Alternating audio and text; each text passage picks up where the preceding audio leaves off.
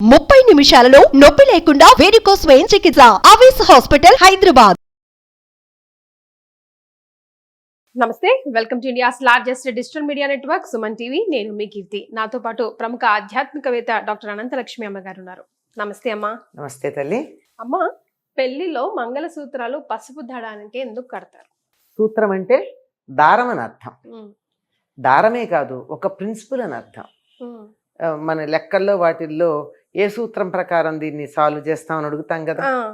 Principal దేన్నైనా కట్టి ఉంచేటటువంటిది, ఒక పద్ధతిలో వెళ్ళేట్టు చేసేదాన్ని సూత్రం అంటారు. ఇది మంగళ సూత్రం అంటే శుభప్రదమైనటువంటి సూత్రం, తాడు. అందుకని శుభప్రదం గనక శుభానికి సంకేతం ఏమిటంటే పసుపు. అంతేకాకుండా లక్ష్మీదేవి ఉంటాను అని చెప్పిన ప్రదేశాల్లో ఒకటి పసుపు. అందువల్ల లక్ష్మీప్రదమైనది. గౌరీ కూడా ఆ వర్ణంలోనే ఉంటుంది, పసుపు వర్ణంలోనే. కనుక పసుపు శుభప్రదం గనక శుభానికి సంకేతంగా తాడుకి, ఆ సూత్రానికి పసుపు రాస్తారు. పసుపు తాడు కట్టడమే ప్రధానం. చాలా మంది మీరు పల్లెటూళ్ళల్లో అంటారు, ఆ మెడలో పసుపు తాడు పడితే చాలండి అంటారు. అంతేగాని మంగళసూత్రం అనే పదం కూడా వాడరు. దాన్ని మన వాళ్ళు వ్యాఖ్యానం పసుపు తాడా పలుపు తాడా అని చెప్పి దాన్ని మళ్ళీ ఇంకా ఏదైనా అక్కడ తాడు ప్రధానం, దారం సూత్రం ప్రధానం. ఒక మంగళప్రదమైనటువంటి సూత్రము అని అర్థం అక్కడ. ఈ సూత్రం మెడలో పడినప్పటి నుంచి అమ్మాయి ఇంకా మంగళగౌరితో సమానం అని చెప్పడానికి. నిజానికి ఈ వైదికమైనటువంటి వివాహ క్రతువులో మంగళసూత్రం లేదు. జీలకర్ర బెల్లం, శుభవీక్షణం, పాణిగ్రహణం, అంతే. ఒకటి ఆత్మల ఐక్యం, ఒకటి మనసుల ఐక్యం, ఇంకొకటి శారీరకమైనటువంటి సంబంధం. ఈ మూడు దీంతో అయిపోయింది. అయిన తర్వాత ఈ తాళి కట్టడం అన్నది, మంగళసూత్రం కట్టడం అన్నది దక్షిణ దేశపు సంప్రదాయం.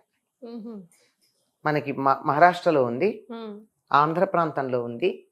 ఆంధ్ర అంటే ఇక్కడ ఉభయ తెలుగు రాష్ట్రాలు ఉన్నది, తమిళనాడులో ఉంది, కేరళలో ఉంది. మీరు ఇక్కడి నుంచి దాటి పైకి వెళ్ళండి, ఇంకెక్కడ కూడా మంగళసూత్రం లేదు. కళ్ళ పూసలు వేసుకుంటారు, లేకపోతే అది అలంకారంగా పెట్టుకుంటారు. వాళ్ళకి మాంథేపే సింధూర్. ఇక్కడ సింధూరం పెట్టుకుంటే వివాహిత అని అర్థం. మిగిలిన చాలా ఉత్తర దేశంలో వింధ్యకి పైన ఉన్నటువంటి ప్రాంతాలన్నీ కూడా అంతే. ఆఖరికి ఒరిస్సాలో కూడా అంతే. ఒరిస్సా వింధ్యకి దిగువైన ఒరిస్సా ప్రాంతంలో కూడా అలాగే ఉంటుంది చాలా ప్రాంతాల్లో. ఇది ఏమిటంటే దీనికి ఇంకో పేరు ఏమిటి, మంగళసూత్రానికి తాళి అంటారు. తాళి అంటే తాడి చెట్టు, తాళము అంటే తాడి చెట్టు, తాడి చెట్టు నుంచి తీసినటువంటిది తాళి. తాటాకుని ఇలా మడిచి చిన్నప్పుడు బొమ్మలు చేస్తుండేవాళ్ళు కదా, ఆ బొమ్మలకు బిళ్ళలాగా ఉంటుంది కదా, ఒక ఆకిట్లా పెట్టి, ఒక ఆకిట్లా పెట్టి రెండు ఇలా మడిచి చేసి దాని ఇట్లా పెడితే బొమ్మ తయారు. ఆ మధ్యలో ఉండే బిళ్ళలాగా ఉంటుంది, అటువంటి వాటిని గుచ్చి మెడలో వేసేవారు. ఎందుకంటే తాటాకు ఏళ్ల తరబడి పాడవదు, ఏళ్ల తరబడి పాడవకుండా ఉంటుంది. పసుపు తాడుతో దాన్ని గుచ్చి వేసేవారట. తర్వాత అది బంగారము, దాని మీద వజ్రాలు, రకరకాలు. ఈ మన ప్రాంతంలోనే రకరకాల బిళ్ళలు ఉన్నాయి. వాటికి ఎన్ని రకాల బిళ్ళలో ఉన్నాయి.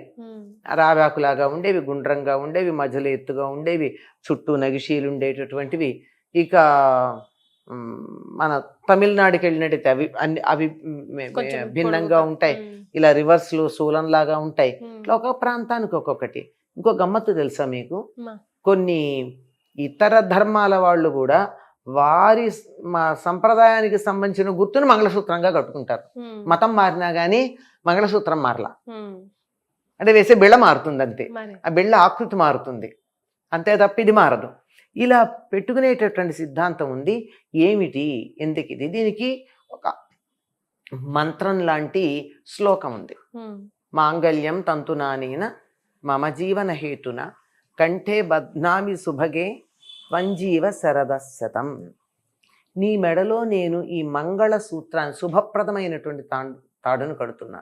ఎందుకు అంటే త్వంజీవ శరదశతం, నువ్వు 100 ఏళ్ళు జీవించుకుంటూ, భార్యను జీవించుంటామని కడుతున్నాడు. అది అర్థం కాదు. పైగా నువ్వు జీవించి ఉంటే ఏమవుతోంది, ఈ సూత్రం నాకు మమ జీవన హేతున, నేను బతకడానికి నాకు అది కారణమైంది.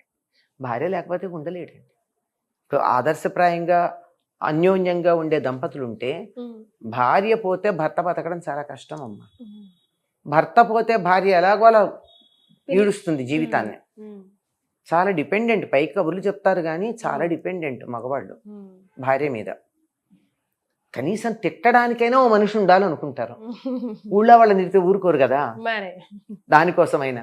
కనుక మమ జీవన హేతున, నా జీవితానికి హేతువైనటువంటి నువ్వు, నే బతికుండడానికి హేతువైన నువ్వు 100 ఏళ్ళు చక్కగా బతికుండు అని చెప్పి ఆవిడ్ని ఆశీర్వదిస్తూ కట్టేటటువంటిది అది, లేదా పొగుడుతూ కట్టేటటువంటిది. ఈ ఈ శ్లోకంతోనే మనం చెప్తూ ఉంటాము.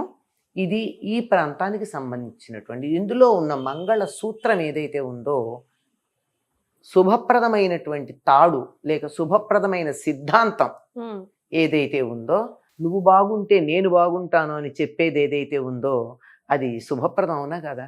100%. నేనే బాగుండాలి అంటే వేరే మాట.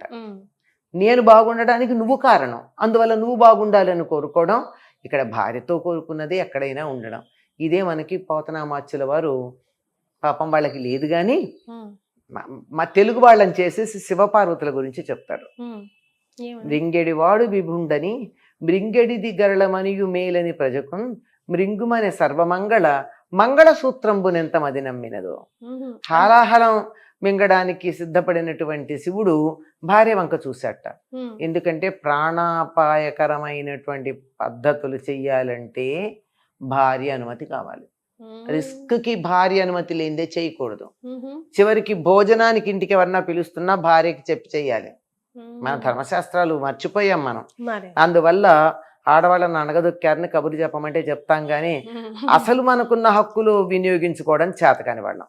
మనకున్న వాటిని అనుభవించాక తర్వాత అడగాలి ఎక్స్ట్రా. ఆవిడ తన పంచప్రాణాలని భార్య 5 ప్రదేశాల్లో పెడతాడు. కేర్లెస్ కదా మగవాడు, స్త్రీ కేర్ఫుల్ కదా, అంచేత తన పంచప్రాణాలు అక్కడ పెడతాడు. ఆవిడ అనుమతి తీసుకోవాలి రిస్క్ చేయాలంటే. ఇవన్నీ పెళ్లిలో మాట్లాడే మంత్రాలలో ఉన్నటువంటి అర్థాలు. అట్లాంటిది అడిగితే ఆవిడ పర్వాలేదని. ఎందుకండి? మింగేదేమో భర్త, మింగుతున్న పదార్థం ఏమిటి? హాలాహలమా? సరే అండి. ఎందుకందంటే ప్రజలకి మేలని, లోకానికి మేలు కలుగుతుందని.